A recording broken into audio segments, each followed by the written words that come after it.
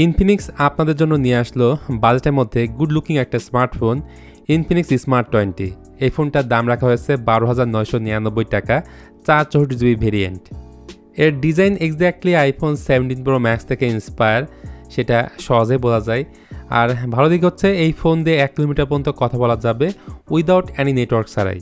আরও থাকছে MediaTek Helio G81 chipset এবং 4 বছরের ব্যাটারি হেলথ গ্যারান্টি। মূলত যাদের আইফোন কেনার সামর্থ্য নাই, কম দামে লেটেস্ট আইফোনের একটা ফিল নিতে চান, তাদেরকে বেসিক্যালি টার্গেট করে বাজারে আনা হয়েছে ইনফিনিক্স স্মার্ট 20। দুইটা ফোন পাশাপাশি রাখলে সহজে বোঝা যায় কে কাকে কপি করছে, বাট সেটা বড় বিষয় না। ফোনটা দেখতে কিন্তু ভাই অনেক সুন্দর। এই পুরো ফোনটা হচ্ছে প্লাস্টিক বিল্ড, IP64 এর রেটিং আছে, সো ধুলাবালি কিংবা টুকটাক পানি থেকে এই ফোনটা সেফ থাকবে। পোর্ট অ্যান্ড বাটন সেকশনে এই ফোনে অলমোস্ট সবই আপনি পাবেন, তবে স্পিকার গ্রিল সচরাচর ফোনের নিচে থাকলেও এই ফোনের ক্ষেত্রে ফোনটার উপর দিকে দেওয়া হয়েছে। এমনকি এই ফোনে থাকছে মিলিটারি স্ট্যান্ডার্ড 18H এর সার্টিফিকেশন। এর ফলে ফোনটা যদি সাডেনলি হাত থেকে পড়েও যায় তাহলে ড্যামেজ হওয়ার সম্ভাবনা অনেকটাই কম থাকছে। আর এই ফোনে দুইটা সিম কার্ডের পাশাপাশি একটি মাইক্রো SD কার্ড লাগাতে পারবেন। তবে এই ফোনে মিসিংয়ের তালিকায় থাকছে সেকেন্ডারি নয়েজ ক্যান্সেলেশন মাইক এবং ডুয়াল স্পিকার। আর এই ফোন মোট 4টা কালার ভেন্টে পাওয়া যাবে। এর মধ্যে একটা হচ্ছে টাইটানিয়াম, এরপর একটা হচ্ছে ব্লু, ব্ল্যাক এবং অরেঞ্জ, যেটা আমার হাতে আপনারা দেখতে পাচ্ছেন। যাই হোক, ফোনটা সামনের দিকে রয়েছে 6.78 ইঞ্চির একটা HD+ IPS LCD প্যানেল, যেটার রিফ্রেশ রেট 120 হার্টজ। শুনতে ভালো লাগলেও বাট প্র্যাকটিক্যাল লাইফে ম্যাক্সিমাম 90 হার্টজ রিফ্রেশ রেটটাই পাবেন। এর রেজলিউশন হচ্ছে 16x720 পিক্সেল। এর সাথে 240 হার্টজের টাচ স্যাম্পলিং রেট থাকছে, সো টাচ রেসপন্স যথেষ্ট ভালো ছিল।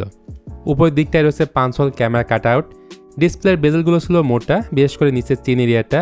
তাছাড়া বেজেলও যথেষ্ট ভালো, 700 নিটসের কাছাকাছি রয়েছে এটার পিক ব্রাইটনেস। ইনডোরে আপনারা এটার ব্রাইটনেস ভালোই পাবেন, বাট যখন আউটডোর ডিরেক্ট সানলাইটে যাবেন তখন এটার ব্রাইটনেস আপনার কাছে কম লাগবে। সো কমতির জায়গা নেই বললে এই ডিসপ্লের রেজলিউশন যেহেতু কম, যেটা খুব কাছ থেকে দেখতে গেলে রেজলিউশনের কিছুটা ঘাটতি ফিল করবেন। শুরুতে বলছিলাম যে এই ফোনটাতে ইনফিনিক্সের আল্ট্রা লিঙ্ক নামে একটা ফিচার রয়েছে, যা দিয়ে আপনারা কোনো ধরনের ওয়াইফাই এমনকি ডেটা কানেকশন ছাড়াই কথা বলতে পারবেন, চাইলে টেস্ট করতে পারবেন। অনেকটা ওয়াকিটকির মতো এটা কাজ করবে। আর এটা মূলত কাজ করবে ইনফিনিক্সের যেসব ফোনে এই ফিচারটা আছে সেই সব ফোনে। মোটামুটি এটা রেঞ্জ থাকে 1 কিলোমিটারের মধ্যে, যেটা ইনফিনিক্স নিজেই ক্লেম করছে। পারফরমেন্সের জন্য স্মার্টফোনে দেওয়া হয়েছে মিডিয়াটেক হেলিও G81 আলটিমেটের একটা চিপসেট, যেটাতে রেগুলার কাজবাজ আপনারা আরামসে করতে পারবেন, তবে হেভি কোনো কাজ করতে পারবেন না। মানে হাই গ্রাফিক্সের যে গেম আছে সেগুলো খেলতে গেলে এই ফোনটা হ্যাং করবে। আর এটাতে যেহেতু অ্যান্ড্রয়েডের ফুল ভার্সন অ্যান্ড্রয়েড 16-এর সাথে XOS 16 দেওয়া আছে, সো সফটওয়্যার সাইডে ভালো একটা সাপোর্ট পাবেন। বাংলাদেশে এটা একটা ভেরিয়েন্টে লঞ্চ হয়, 4GB র্যাম 64GB স্টোরেজ। আর এই 4GB র্যামকে আপনি 8GB র্যামে কনভার্ট করতে পারবেন, মানে এই ফোনে আছে 4GB ভার্চুয়াল র্যাম। আর এটাতে eMMC 5.1 থাকছে স্টোরেজ টাইপ, এই জন্য রিড রাইট স্পিড একটু কম পাবেন। তাই আমার মতে এই ফোনে 2D টাইপের গেমগুলো খেলাই উচিত, পাবজি বা এই ফুটবলের মতো গেমগুলো অ্যাভয়েড করাটাই বেটার। দেন ফোনটা রিয়ারে আছে ডুয়েল ক্যামেরা সেটআপ। প্রাইমারি ক্যামেরাটা মাত্র 8 মেগাপিক্সেল, যদিও এই বাজেটের অন্যান্য ফোনে আমরা 50 মেগাপিক্সেলের ক্যামেরা দেখতে পাই।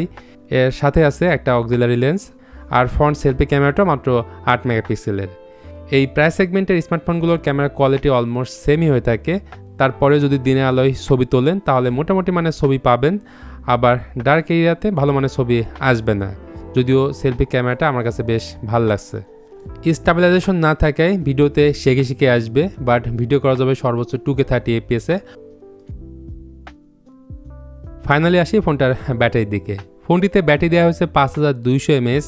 ব্যাটারি ব্যাকআপ যথেষ্ট ভালো পাবেন, ব্যাটারি নিয়ে কোনো আমার কমপ্লেন নেই। তবে ফোনের বক্সে রয়েছে মাত্র 15 ওয়াটের একটা চার্জার, এবং চার্জ হতে মোটামুটি অনেক সময় লাগবে। এখন আপনাদের কাছে এই ফোনের কোন কোন বিষয়গুলো সবথেকে বেশি ভালো লেগেছে, কোনগুলো থাকলে বেশি ভালো হতো, কমেন্টে জানাবেন। তবে আমি বললে এর ক্যামেরা সেকশনটা আরেকটু বেটার হতে পারতো, আর স্টোরেজ ভেরিয়েন্ট 428 দিলে ভালো হতো। পাশাপাশি ডুয়েল স্পিকারটা তো মাস্ট। তো এই ছিল ইনফিনিক্স স্মার্ট 20 নিয়ে আমার ওভারঅল একটা এক্সপিরিয়েন্স, যেটা আপনাদের সাথে শেয়ার করলাম। ভিডিওটি ভালো লাগলে please hit the like button, share করতে পারেন আপনার বন্ধুদের সাথে। আজকের ভিডিওটা এই পর্যন্তই। সবাই ভালো থাকবেন, দেখা হয়ে যাবে অন্য কোনো টপিকস নিয়ে খুব তাড়াতাড়ি।